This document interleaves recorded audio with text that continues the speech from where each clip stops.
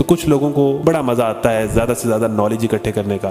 میں نے جناب 4 قرآن کلاسیں لے لی ہیں, میرے پاس 4 سرٹیفکیٹ ہیں الحمدللہ. فجر اس نے پڑھی بھی نہیں, پھر میں کیا کروں ان 4 سرٹیفکیٹ. یا اس کلاس کا مقصد سرٹیفکیٹ ہے؟ بالکل مقصد نہیں, بلکہ میرا تو دل کرتا ہے کہ دیں ہی نہ, تاکہ لوگ بالکل خالص قرآن کی نیت سے.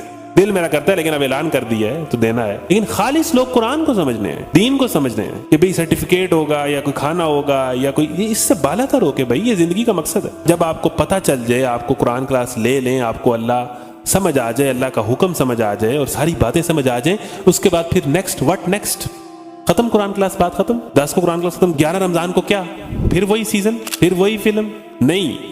اس کے بعد اسی معاشرے کے اندر جہاں پر آپ رہتے ہیں, اسی کمیونٹی کے اندر جا کے آپ نے وہ کام کرنا ہے جو آپ نے سیکھا ہے. اب یہ بات اگر ہم اپنے ہی دوستوں, اپنے ہی فیملی کے لوگوں, اپنے ہی بھائیوں کو نہیں بتائیں گے تو اور کس کو بتانا ہے؟